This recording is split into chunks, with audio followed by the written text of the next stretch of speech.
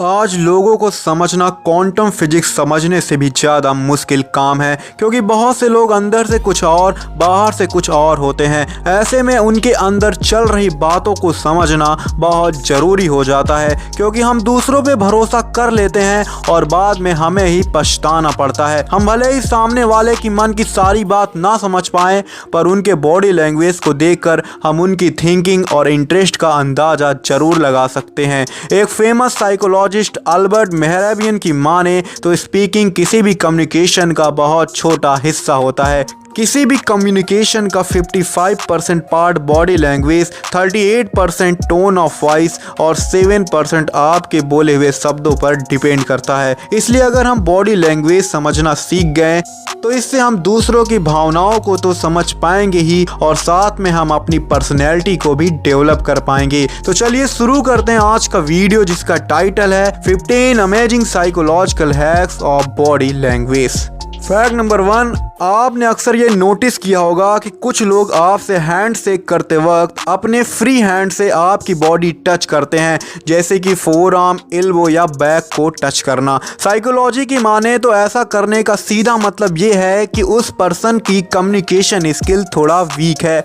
वो अपनी बातों को सही से ना रख पाने के कारण आपकी बॉडी को टच कर रहा है, ताकि आप उनकी भावनाओं को समझ सके। वो पर्सन जितना ज़्यादा क्लोज होके आपको टच करता है, समझ लीजिए उतना ज़्यादा उसको आपकी कंपनी की ज़रूरत है। इसलिए आप उसकी बातों को बहुत ध्यान से सुने और उसकी भावनाओं को समझने की कोशिश करें। फैक्ट नंबर 2, जब आप किसी से बात कर रहे हों या उसे कुछ समझाने की कोशिश कर रहे हों तो ध्यान से उस पर्सन के फेस को ऑब्जर्व करिए। अगर वो पर्सन अपनी हैंड से फेस को कुछ इस तरीके से ढकने की कोशिश करे जिसमें इंडेक्स फिंगर नोज के पास हो, तो समझ जाइए कि वो आपकी बात में थोड़ा भी इंटरेस्ट नहीं ले रहा, या एटलीस्ट वो आपकी बात से बिल्कुल भी सहमत नहीं है।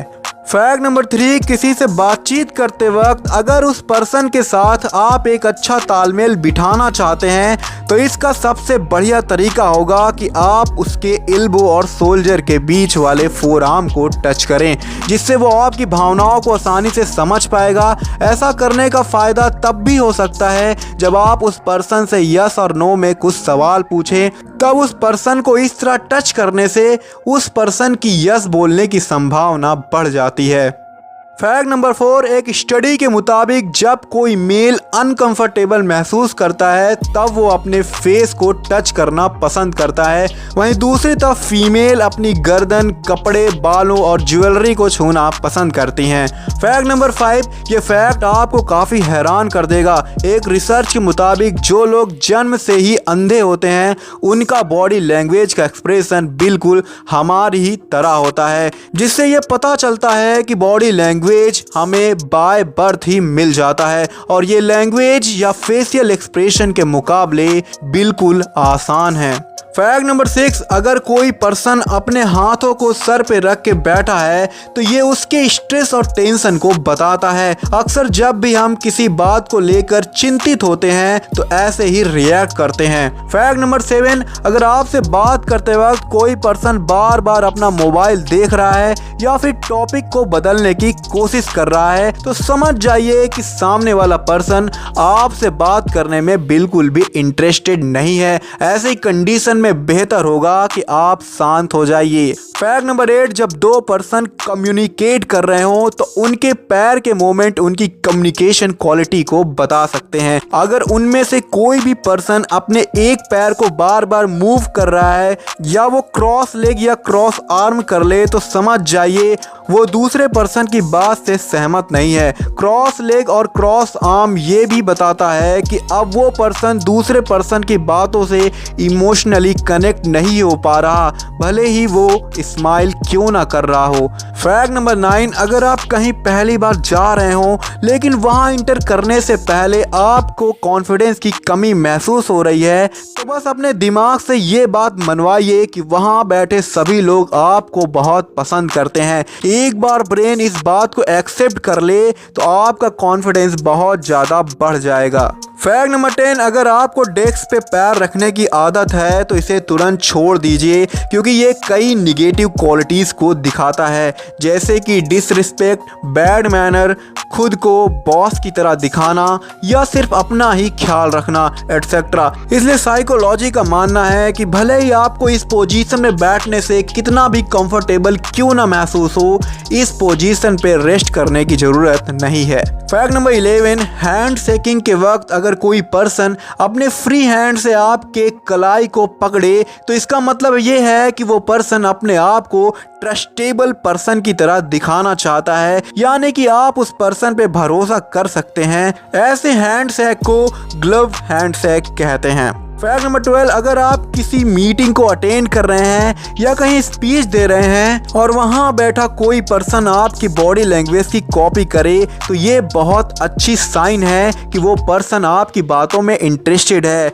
जैसे अगर आप अपना लेग क्रॉस या अनक्रॉस करते हैं तो वो पर्सन भी बिल्कुल यही करेगा, क्योंकि वो आपकी बातों में इंटरेस्टेड है और आपसे एक बॉन्ड को महसूस कर रहा है। आप चाहें तो दूसरों की बॉडी लैंग्वेज को भी कॉपी कर सकते हैं, इससे लोग आप में इंटरेस्टेड होंगे। इसे मिररिंग ऑफ बॉडी लैंग्वेज कहते हैं। फैक्ट नंबर 13, एक स्टडी में ये पता चला है कि किसी से बातचीत करते वक्त आपके आई कांटेक्ट का ड्यूरेशन आपके बिहेवियर को शो कर सकता है। अगर आपसे कम्युनिकेट करते वक्त सामने वाला पर्सन 60% टाइम आपकी आंखों में देखता है तो इसका सीधा मतलब वो अब काफी बोर हो चुका है और आपसे बात नहीं करना चाहता। अगर वही आई कांटेक्ट का ड्यूरेशन 80% हो जाए, इसका मतलब वो पर्सन आपसे अट्रैक्टेड है और आपकी बातों में इंटरेस्ट ले रहा है। और अगर यही आई कांटेक्ट ड्यूरेशन 100% का हो जाए तो समझ लीजिए सामने वाला पर्सन आपको डराने और धमकाने की कोशिश कर रहा है। इसलिए आई कांटेक्ट के इस गेम को समझिए और कोशिश करिए कि आप बातचीत करते वक्त दूसरों से 70 to 80% टाइम आई कांटेक्ट बना के रखिए। इससे लोग आपसे बात करना पसंद करेंगे। फैक्ट नंबर 14, क्या आप जानते हैं कि हैंड रबिंग सिर्फ हाथ गर्म करने के लिए ही नहीं बल्कि अपनी भावनाओं को व्यक्त करने के लिए भी कर सकते हैं।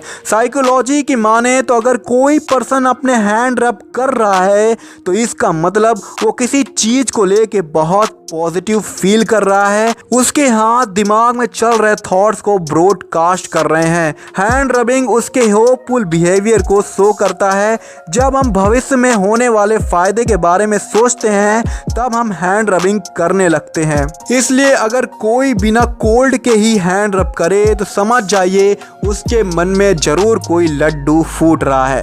फैक्ट नंबर 15, अगर कोई वुमेन आपसे अट्रैक्टेड नहीं है या वो अनकंफर्टेबल महसूस कर रही है तो वो अपने बैग को अच्छे से पकड़ लेगी और उससे अपने बॉडी को ढकने की कोशिश करेगी। और वहीं दूसरी तरफ जब वो आपसे अट्रैक्टेड होगी तो उस बैग को अपने से दूर करने की कोशिश करेगी ताकि उसके और आपके बीच कोई ऑब्जेक्ट ना आए। दोस्तों, अगर आपको ऐसे माइंड ब्लोइंग फैक्ट अच्छे लगते हैं तो हमारे चैनल को सब्सक्राइब करिए और इस वीडियो को ज़्यादा से ज़्यादा लाइक और शेयर करिए। और आपको इसमें से कौन सा फैक्ट सबसे ज़्यादा पसंद आया कमेंट बॉक्स में ज़रूर बताइए। अगला टॉपिक क्या होना चाहिए इस बारे में भी बताइए। बहुत बहुत धन्यवाद। जय हिंद।